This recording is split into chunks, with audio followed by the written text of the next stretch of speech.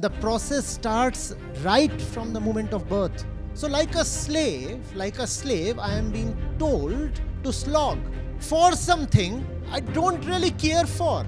I don't love mechanical engineering, full stop. But I'm being told to get a 9 CGPA. This is the situation of each one of us. That's why people look so lost. And when you are lost, anybody can elbow you towards any direction. And that's where the crowd comes handy. My question is regarding the mental pressure which students are facing nowadays in colleges, due to which they take harsh steps such as suicides. Nowadays, these things have become common even in top institutes like IITs. So if you say it's because of the high pressure environment in IITs and other places that kids are very, very tragically choosing to end their lives, you're seeing only half the picture. Pressure alone is not the problem. Others' expectations have been soaked in, so they look like our own expectations. So there is pressure then both from the outside and the inside, and they are telling you, get this done. CGPA 9, best placement, this, that. The very system is designed to rob you from having any innate, heartful purpose of your own. And how is that done? We are talking about tragic student suicides here. We are talking about the loss of precious young lives. Please see where that is coming from.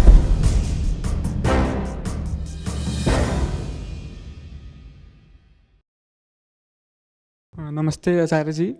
So my question is regarding the mental pressure which students are facing nowadays in colleges and other educational institutions, due to which they take harsh steps such as suicides and etc. we all know about. And nowadays these things have become common even in top institutes like IITs. Like this year in IIT Kharagpur itself, there have been 5 cases of suicides. So like, what are your thoughts on this, and how can we not go in that bubble where we are so pressurized, and we take that step? See, if there is a purposeless life without pressure, one just hangs on and rolls on. Right? We are considering a 2 by 2 matrix. Purpose and pressure. Purpose and pressure. Now, no purpose and no pressure, you are a rolling stone. Cool. At most, life will be wasted. But you will live on. You will just live on. Like any insentient thing. Right? Or like a tree or like an animal. No purpose, but at the same time, no pressure of any kind to achieve, to demonstrate, to change, nothing. I am a particular way, and the way I am is very insufficient, very, very suboptimal. But at the same time, I don't experience any pressure, external or internal, to change or improve or accomplish or whatever. So I can just continue merrily living. Right? The only small disadvantage would be a wasted life. That would be the only outcome. And the opposite of that is no purpose and high pressure. We can examine the other 2 quadrants also, but that's not very useful. So we'll straight away go to the opposite one. Right? No purpose, but high pressure.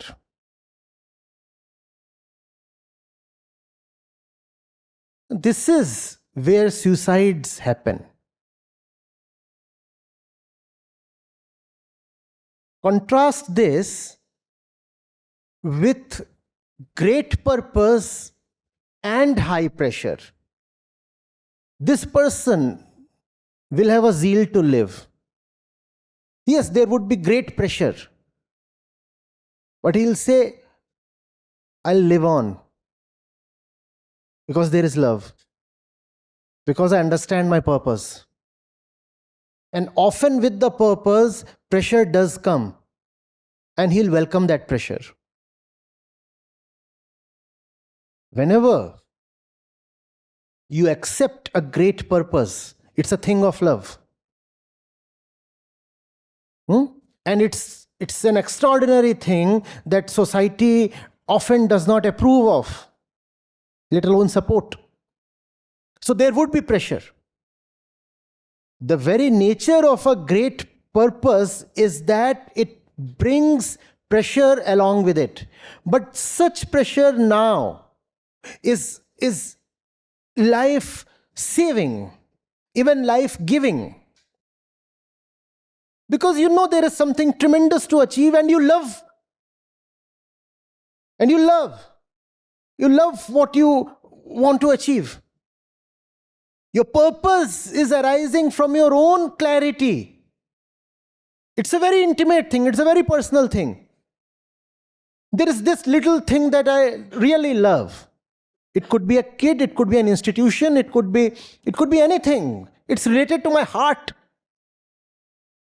It's my venture. It's my baby. Whatever it is. I'm an entrepreneur. I'm a mother. Same thing.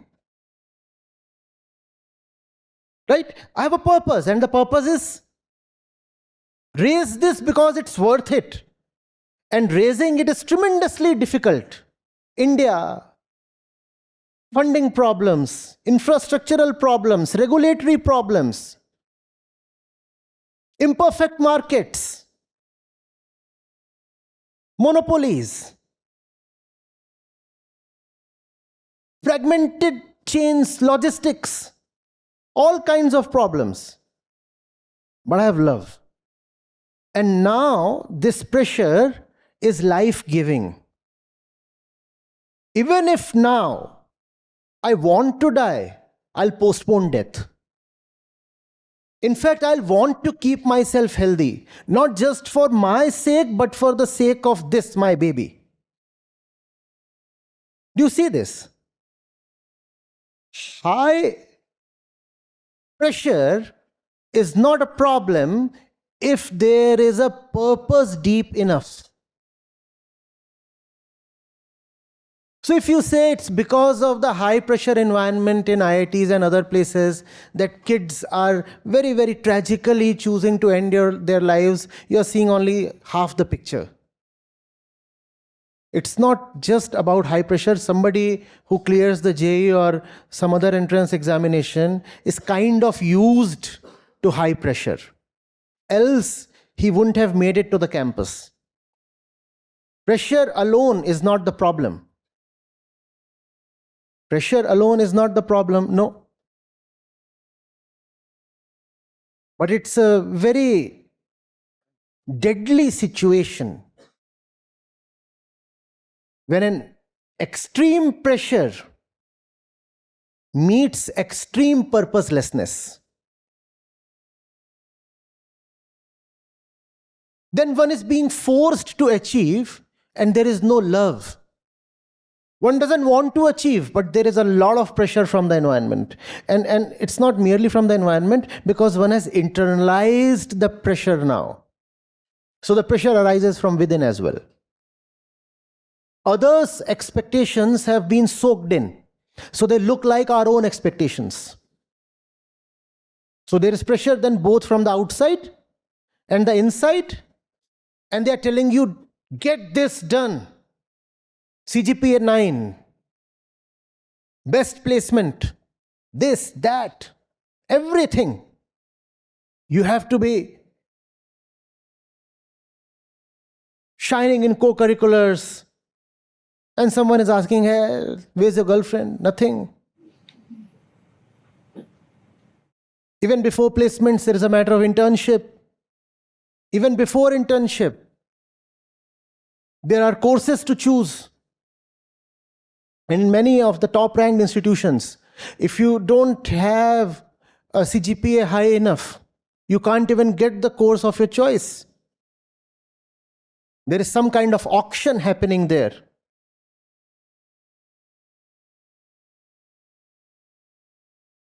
So there is tremendous pressure from outside and within, so much pressure and no purpose. Nothing that you can love, and therefore nothing you can live for. You get this? And why is there so much purposelessness? Does purposelessness start when you enter the campus? No. The very system is designed to rob you from having any innate, heartful purpose of your own. And how is that done? By supplying you with external, artificial, fake purposes right since your birth. You're always told what to do. You're supplied purposes from outside. Do this for that, do this for that, do this for that. There is no love in all this. There is no authenticity in all this. And so you become so used to having an appointed purpose, a supplied purpose, an implanted purpose, that the heart goes numb. Even if you try to, you fail in discovering something of your own. On your campus, have you heard students quipping, पर मुझे पता ही नहीं है मुझे करना क्या है? Have you heard? Haven't heard? Doesn't happen? I would be surprised if it does not happen with even a single person. This is the situation of each one of us. I don't know what to do. And that is because the faculty within that can see and choose and decide has become paralyzed. If you don't use a muscle for so long, for decades, what happens to that muscle? Gone. Atrophy. Yes.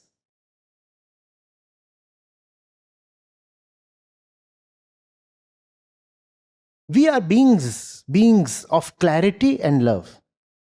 Every single step should be taken from there, from your clarity and your love, and these two are one. Instead, our steps are dictated by random forces that have authority over us. Familial authority, institutional authority, religious authority. They are the ones constantly dictating purpose. Constantly. The priests are telling you, you are born to do good deeds and attain heaven.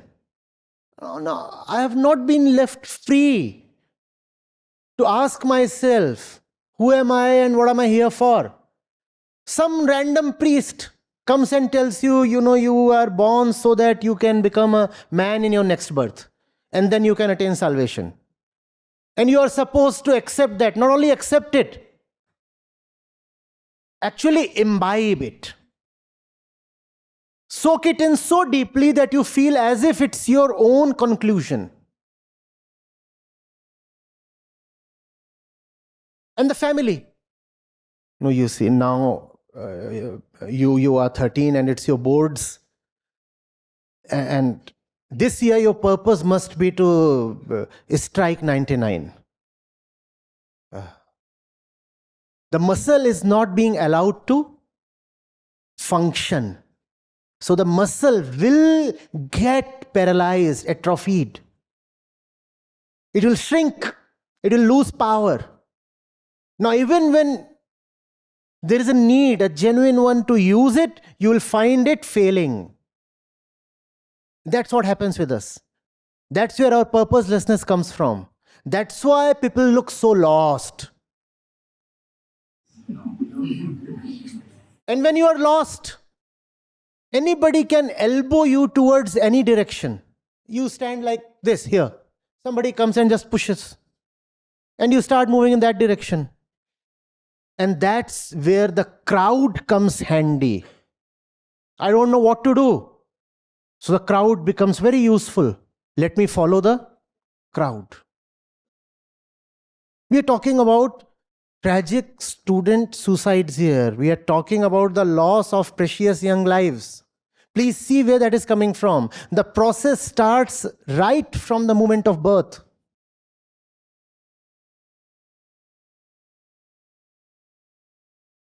Are you getting it? The fourth quadrant. Great purpose, no pressure. That is actually infeasible. If there is a great purpose, the purpose creates pressure of its own, and such pressure is auspicious. Such pressure is auspicious.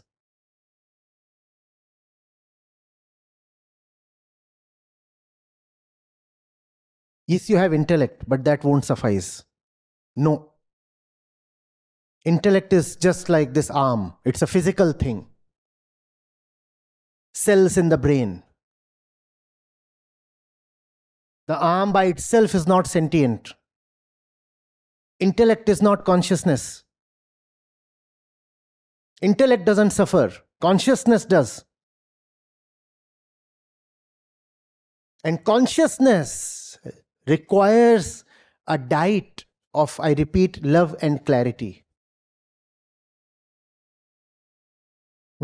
What impairs, paralyzes consciousness is exploitation, the kind of pressure, the kind of routine we inflict on the little one. You're a kid and you're constantly being dictated what to do. And you're helpless because you're dependent. And then it becomes your second nature to just look to others for guidance, as if the others know. As if anybody in the crowd knows where to go. Right? And if you don't look at others for guidance, you are punished in ways subtle and gross. Too smart for herself. This chap is playing too rebellious. Something ought to be done. Let's show him his place. Are you getting it? The fellow says, why must I live? If living means toiling for some faceless master, what an indignity. I am being told to work hard, but not for myself, because the goal foisted on me is not my own. So like a slave, I am being told to slog for something I don't really care for. I don't love mechanical engineering, full stop. But I'm being told to get a 9 CGPA.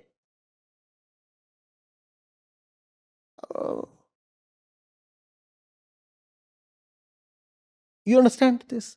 And a B.Tech or whatever, or M.Tech, all these things are limited in years. The bigger tragedy is when we allow this phenomena to become life. Not knowing why one goes to the office, and one works for like 4 decades or something. Yep. Sometimes more than that. One doesn't know why one is going to the office. One waits for the salary day. One justifies it by saying there are mouths to feed and a table to keep food on. I have a family, and one doesn't know why one has a family. One doesn't know where the kids came from. But it's all there and you are supposed to take care of it. And then somebody said, there are people who die by way of suicide. And then there are others who similarly do die at 25, but are buried only when they are 75 or 85. They keep walking.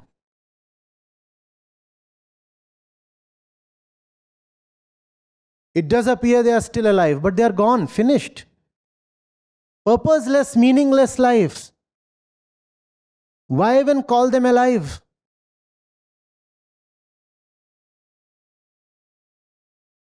Go to the office, come back, watch some TV, scroll Insta, shout at the kids,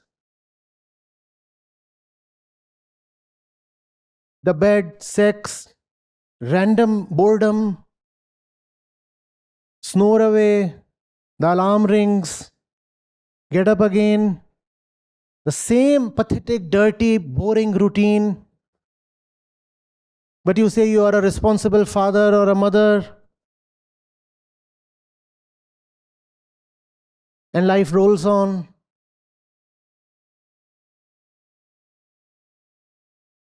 Is this what you are setting yourself up for? Very, very scary silence.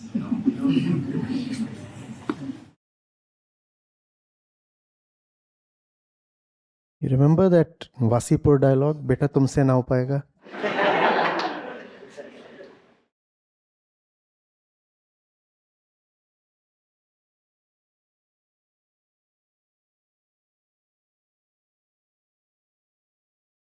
There has to be a resounding no, not necessarily in this hall, but to all those who attempt imposing themselves on your life.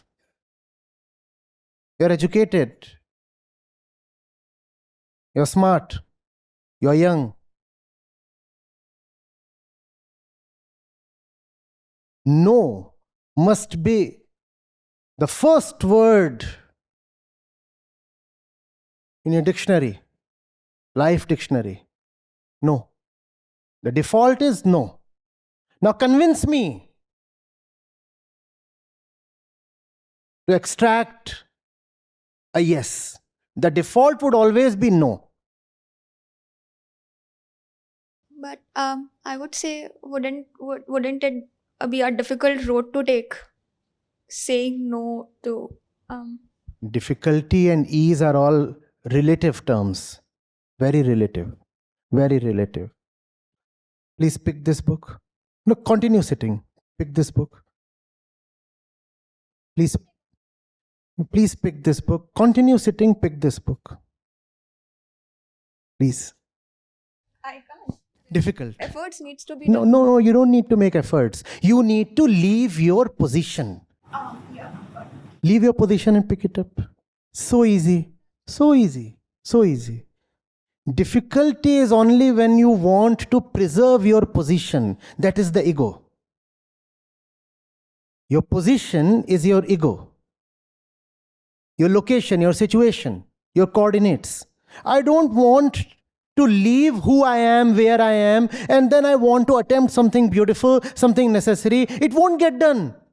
It won't happen, and you will call it difficult. That's why it didn't happen. It wasn't difficult. You didn't have enough love. When you have love, you're ready to leave your position.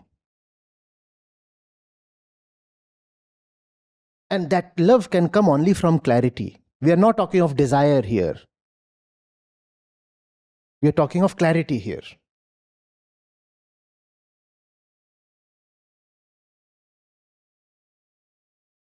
It's not difficult.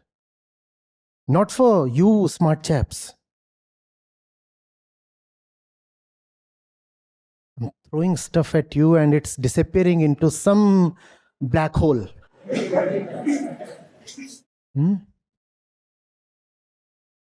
I'm so impatient for something to bounce back to me.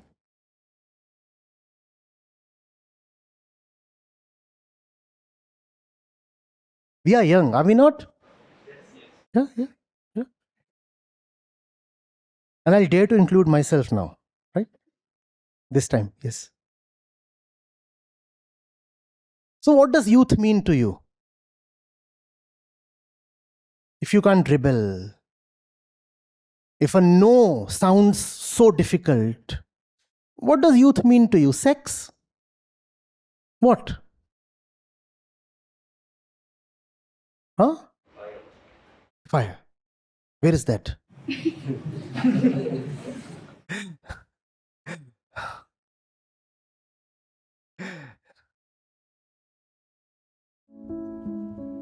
Hi, this is Ashutosh Singh from Kanpur. I'm an IT professional working from almost 10 years now. I'm listening to Acharya Ji from last almost 1.5 years already. I started listening to him from YouTube channel, and the videos what he makes and the knowledge which he actually shares is truly mind-blowing. I mean, that's something which you really start realizing about your own life. There's a lot which we do in IT world. I would literally want to say that IT people are literally intelligent enough to learn machines, but there's a really good machine, that's our own body and then a conscious mind. We should literally spend time to learn ourselves better. And I think I'm into Bhagavad Gita just because I'm more into learning my own self. If you literally feel that you're into pain and you don't even realize it and you're still into rat race for the entire life, come on, we all need to really die. We all are born to die. Why not do something better, learn ourselves, learn our lives, realize what the purpose of life, and then die? This is something better, right? I have realized it. And the favorite word in English I would say is choice. Yeah, so we all have choice. I had choice. I have made a choice which is literally mind-blowing in my life, and that's the same choice which you all also have. Come on, let's pick it up and change our own life. Thank you.